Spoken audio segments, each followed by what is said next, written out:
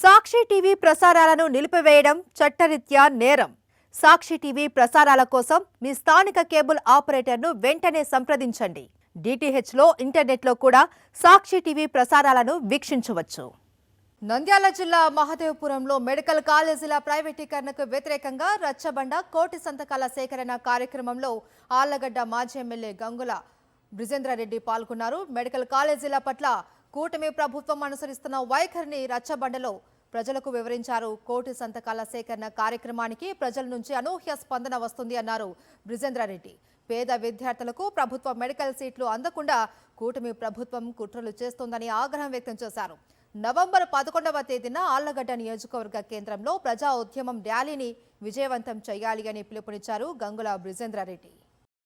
తుఫాన్ వస్తాయంట, దాంట్లో రైతులకు ఎట్లా న్యాయం చేయాలా, రైతులకు ఎంత నష్టపరిహారం ఇస్తాము, ఎంత క్రాప్ నష్టం జరిగింది, ఎంత ఎకరాకి ఎంత నష్టపరిహారం ఇస్తాము, మొలకెత్తిన వడ్లు కానీ జొన్నలు కానీ ఏ రైతుకు కొంటాము, ఎప్పటి నుంచి కొంటామనేది చెప్పడండి. వాళ్ళ మీడియా ఛానళ్ళు ఉన్నాయి, ఆ మీడియా ఛానల్లో కూర్చొని చంద్రబాబు నాయుడు అంట తుఫాన్ వస్తుంటే ఎదురు వెళ్ళి దాన్ని అడ్డం తిప్పుతాడంట, ఎనికి తిప్పుతాడంట.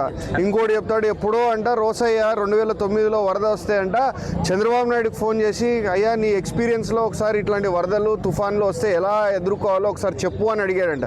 రోసయ్య వయసు ఎక్కడ, చంద్రబాబు నాయుడు వయసు ఎక్కడ, ఆయన ఎమ్మెల్యే అయ్యేటానికి ఈయన ఏమున్నాడు, ఆయన అంటే ఈయన అడిగినాడంట ఎట్లా ఎదుర్కో అంటే. ఇంకా ప్రజల్ని పూర్తిగా అంటే మేము ఏది చెప్పినా ప్రజలు నమ్మే పరిస్థితుల్లో ఉన్నారంటే.